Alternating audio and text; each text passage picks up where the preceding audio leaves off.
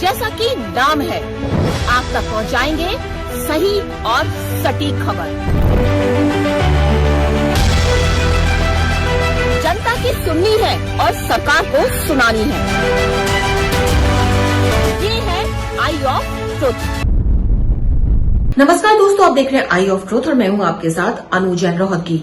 कांग्रेस की 3 राज्यों में हार इतनी आसानी से भुलाई नहीं जा सकती है। ना खुद कांग्रेस इसको भुला सकती है जल्दी, ना बीजेपी और ना ही आम जनता, क्योंकि आम जनता ने अभी देखा है कि किस तरह से कांग्रेस ने कर्नाटक और हिमाचल में बीजेपी को बड़ी शानदार शिकस्त दी थी और उसके बाद कांग्रेस के हौसले बहुत ज्यादा बुलंद थे। तो ऐसा क्या हो गया कि कांग्रेस ने न केवल ये चुनाव हारे हैं बल्कि बीजेपी को बहुत ज्यादा बम्पर जीत मिली है। ऐसे साफ लगता है कि जनता बहुत ज्यादा नाराज थी कांग्रेस की।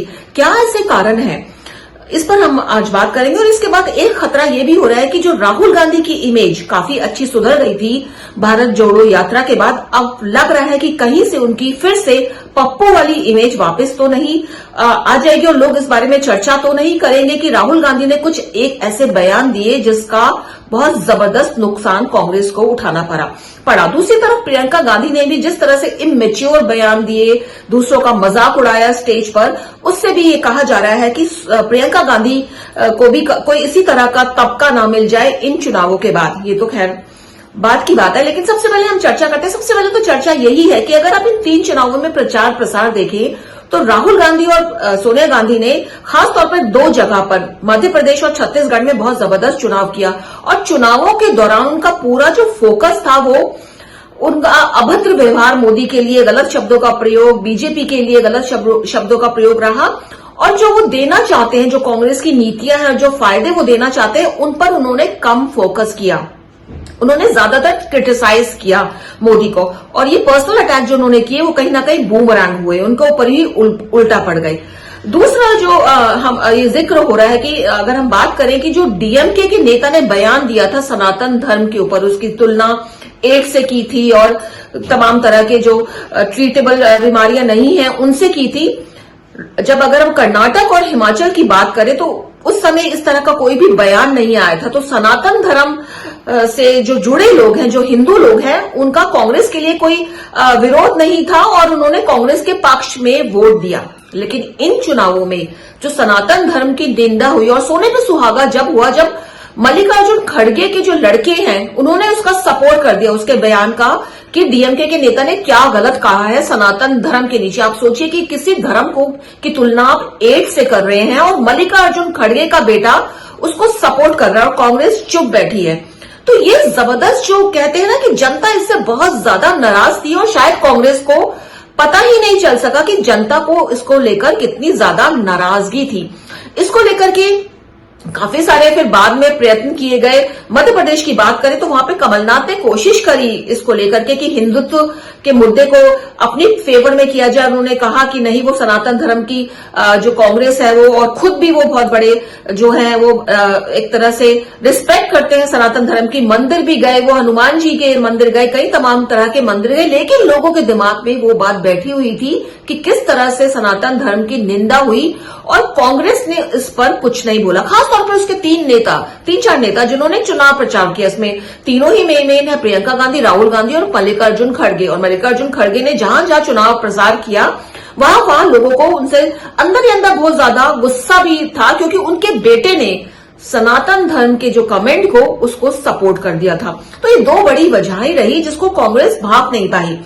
अगर हम राजस्थान की बात करें तो कई जानकार मानते हैं, जिन्होंने अंदर तक घूमा राजस्थान को, कि वहां पर कांग्रेस के जीत के चांसेस थे, क्योंकि जिस तरह से वसुंधरा राजे सिंधिया ने वहां पे बगावत का मूड अपनाया हुआ था, अंदर ही अंदर वो पार्टी को डैमेज करने के लिए कई चालें चल रही थी। और माना जाता है कि उन्होंने 25 से 30 कैंडिडेट इंडिपेंडेंट खड़े किए, जिन वोट काटने के लिए एक तरह से उनके कुछ खास लोग जीत भी गए इंडिपेंडेंट। तो इसका चांस था कांग्रेस का वहां जीतने का, लेकिन वो चांस क्यों नहीं बन पाया? क्योंकि जो कांग्रेस के टॉप लीडर्स हैं उन्होंने राजस्थान को बिल्कुल अकेला छोड़ दिया। राहुल गांधी, प्रियंका गांधी, सोनिया गांधी जयपुर में थी, तब भी उन्होंने प्रचार प्रसार नहीं किया अशोक गहलोत के लिए। उसके पीछे कारण क्या था? क्योंकि अगर आप याद करें, अध्यक्ष पद का जब चुनाव होना था कांग्रेस के, तो अशोक गहलोत कि खेमे ने साफ मना कर दिया था दिल्ली आने के लिए, कहीं ना कहीं बगावत हुई थी और वो जो बैगेज था, वो जो अपमान था, गांधी फैमिली ने अपने अंदर दबाया हुआ था। उन्होंने अशोक गहलोत को बिल्कुल साइडलाइन कर दिया। उन्होंने कहा आप अपने जिम्मेदारी से चुनाव लड़े, और उसका खामियाजा भुगतना पड़ा।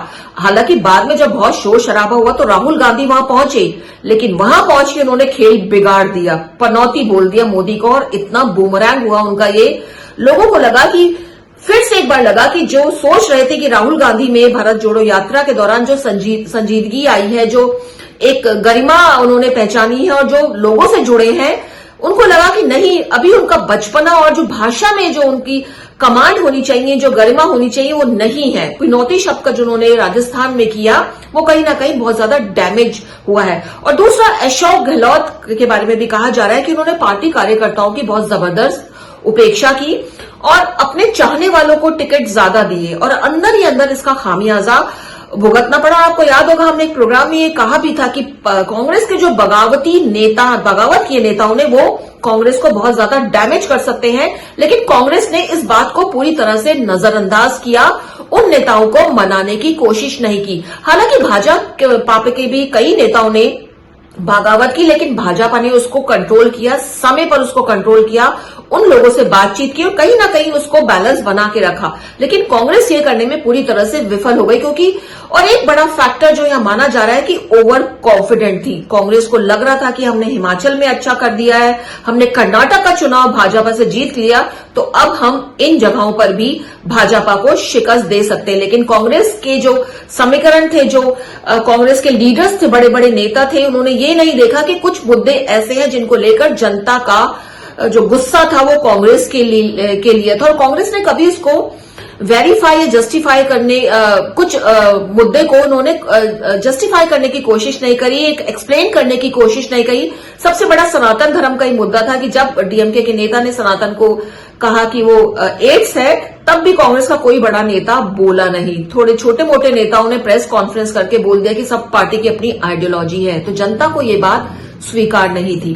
तो ये तमाम मुद्दे। और छत्तीसगढ़ की बात करें तो भूपेश बघेल के बारे में कहा जाता है कि वो अपने हिसाब से सरकार चलाना चाहते हैं और बहुत मंत्रियों की उन्होंने उपेक्षा की। ये बातें उस समय पता नहीं चलती, लेकिन जब चुनाव होता है तो अंदर ही अंदर इन सब की ये जो नेता होते हैं, उनके जो कार्यकर्ता होते हैं, उनके जो चाहने वाले होते हैं, वो कहीं ना कहीं काट करते हैं फिर बड़े नेताओं की, क्योंकि गुस्सा अंदर दबा रहता है। और ये सारे फैक्टर कांग्रेस ने इग्नोर किए, तो कांग्रेस की 3 राज्यों में हार हुई है। सबसे बड़ी बात है, हार भी हुई है और एक तरह से फिर से जो राहुल गांधी की जो इमेज है, वो फिर से लग रहा है कि राहुल और प्रियंका दोनों की ही इमेज एक इनमेच्योर लीडर्स के रूप में फिर से कहा जा रहा है कि उन्होंने चुनाव प्रचार के दौरान जिस तरह से इमेच्योर दिखाया। उनको पता है कि जब वो मोदी को कर्ज करते हैं, गालियां देते हैं, तो उसका पिछले 7-8 सालों से हो रहा है, उसका फायदा मोदी को ही मिलता है। लेकिन बावजूद उसके दोनों ने ही जम करके मोदी का मजाक उड़ाया। इस बात को लेकर कांग्रेस के कई वरिष्ठ नेता हैं, वो अंदर ही अंदर खफा है, गुस्सा है, और उनको इस बात का अफसोस है कि राहुल गांधी, प्रियंका गांधी ने अपनी स्ट्रैटेजी बनाते समय एक्सपीरियंस जो नेता है, कांग्रेस के नेता है, उनसे भी बातचीत करने की जरूरत नहीं समझी, सलाह मशवरा करने की नहीं मतलब समझा, और अंदर ही अंदर जो है वो आपस में कुछ लोगों से घिरे रहते हैं, उनकी ही बात मानते हैं, और उसका खामियाजा जो है कांग्रेस को भुगतना पड़ा। और दोस्तों, हम हमेशा अपने प्रोग्राम में ये कहते हैं और हम इस बात को मानते भी हैं कि डेमोक्रेसी तभी अच्छी मानी जाती है जब सरकार तो स्ट्रांग हो, लेकिन विपक्ष उससे ज्यादा स्ट्रांग हो, जिससे सरकार की गलत नीतियों पर, गलत निर्णयों पर, गलत बात पर पूरी एक लगाम लगाकर रखे। लेकिन हमारे देश में ऐसा नहीं हो रहा है, और कांग्रेस के पास ये बहुत अच्छा मौका था कि वो एक मजबूत विपक्ष बनकर उभरती, लेकिन ऐसा नहीं हुआ है। तो इसका कारण कांग्रेस को जरूर खंगालना होगा। 2024 का इलेक्शन है, अगर आप ये ना सोचे कि मोदी को हराना है, अगर आप ये सोचे कि हमें जीतना है और जीते नहीं तो कम से कम एक स्ट्रांग विपक्ष के रूप में आए, तो जरूर कांग्रेस की जो स्ट्रैटेजी है, जरूर जो कांग्रेस है वो अच्छी दिशा में काम करेगी, ऐसा मानना है। दोस्तों, उम्मीद है हमारा ये प्रोग्राम आपको पसंद आया होगा। हमारी आपसे यही गुजारिश है कि आप देखते रहिए हमारे प्रोग्राम को, हमारे चैनल को सब्सक्राइब कीजिए और अब आप हमारे चैनल को ज्वाइन भी कर सकते हैं। बहुत ही मिनिमम हमारी मंथली पेमेंट है। अगर आप वो पेमेंट करते हैं तो हम उससे मोटिवेट होते हैं और हमें फायदा होता है। तो दोस्तों, आपसे ये है कि आप हमारे चैनल को सब्सक्राइब भी कीजिए और ज्वाइन भी कीजिए। और मंथली पेमेंट बहुत छोटी सी है जिसको आप दे सकते हैं।